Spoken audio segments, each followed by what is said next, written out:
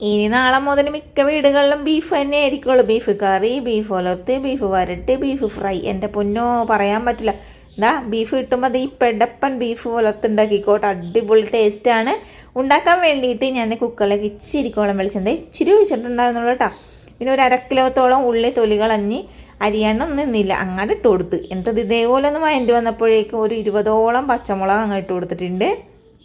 ഇതിൽ നമ്മൾ മുളക് പൊടിയൊന്നും ചേർക്കല്ല, പച്ചമുളകിലാണ് കേട്ടോ നമ്മൾ ഈ ഒരു ബീഫ് വളർത്ത് ഉണ്ടാക്കാൻ പോണത്. അതുകൊണ്ടിട്ട് തന്നെ കുറേ പച്ചമുളക് ഇട്ടിട്ടുണ്ട്.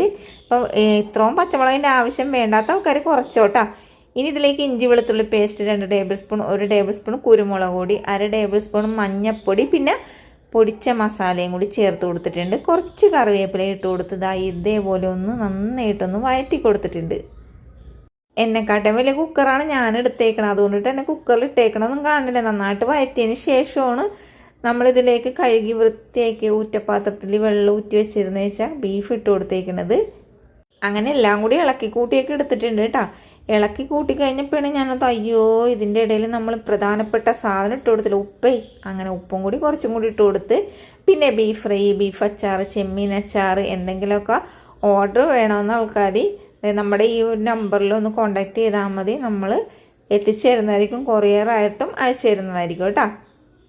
അങ്ങനെ ബീഫൊക്കെ വേവാൻ വെച്ചിട്ടുണ്ടായിരുന്നു. ഒരു 4-5 വിസിൽ കഴിഞ്ഞപ്പോൾ ഞാൻ തുറന്നു നോക്കിയപ്പോഴേ നമ്മുടെ ബീഫൊക്കെ നന്നായിട്ട് വെന്തിട്ടുണ്ടെന്ന് തോന്നണം. കാണുമ്പോൾ വെന്തിട്ടുണ്ട്. പിന്നെ ഞാൻ ഇളക്കി കൂട്ടിയൊക്കെ നോക്കിയപ്പോൾ വെന്ത്. പിന്നെ ഒന്നും നോക്കിയില്ല മക്കളെ. ഞാൻ എന്ത് ചെയ്തെന്നറിയാമോ, ഒരു ഉരുളി അങ്ങടെ അടുപ്പിലേക്ക് വെച്ച് കൊടുത്ത് എന്നിട്ട് അതിലേക്ക് ഒരു ഇച്ചിരിക്കോളം വെളിച്ചെണ്ണയും കൂടി വെച്ച് കൊടുത്തിട്ടാ. പിന്നെ വറ്റൽമുളകും കറിവേപ്പില ഇട്ട് കൊടുത്ത്. നമ്മളിതിലധികം മസാലയൊന്നും ചേർത്ത് കൊടുക്കണില്ല, കുറച്ച് മസാല ഇട്ട് കൊടുത്തിട്ടുള്ളൂ. അതായത് ബീഫ് മസാല മാത്രം 2 ടേബിൾ സ്പൂണ്, വേറെ ഒന്നും ഇടണില്ല കേട്ടോ. ഇനി ഇതിലേക്ക് വേവിച്ച് വെച്ചേക്കണം ബീഫും കൂടി തട്ടി കൊടുത്തിട്ടുണ്ട്. ഈ ഒരു ബീഫ് ഉലർത്തലല്ലേ തേങ്ങാക്കൊത്തും കൂടി ഇടുമ്പോൾ ഒരു പ്രത്യേക ടേസ്റ്റ് ആയിരിക്കും. അതെ ഈ ഫ്രിഡ്ജിൽ വെച്ചേക്കണ തേങ്ങയൊന്നും എടുത്തിട്ട് കൊത്തിയിടാൻ നിൽക്കരുത് കേട്ടോ. അപ്പം പൊതിച്ച തേങ്ങ, അതായത് നല്ല പച്ച തേങ്ങ അങ്ങാടില്ലേ പൊട്ടിച്ചിട്ട് അങ്ങോട്ട് കൊത്തി അങ്ങോട്ട് എടുത്തു. അടിപൊളി ടേസ്റ്റ് ആയിരിക്കും. ആ ഒരു ബീഫിൻ്റെ ഒരു കഷ്ണം ആ ഒരു തേങ്ങാക്കൊത്തും കൂടി കൂട്ടി കഴിക്കുമ്പോഴേ പ്രത്യേക ടേസ്റ്റ് ആയിരിക്കുമോ. പിന്നെ ഞാൻ ലാസ്റ്റായിട്ട് കുറച്ച് ഇടിച്ച മുളകും കൂടി ഞങ്ങൾ വാരിയിട്ട് കൊടുത്തിട്ടുണ്ട്.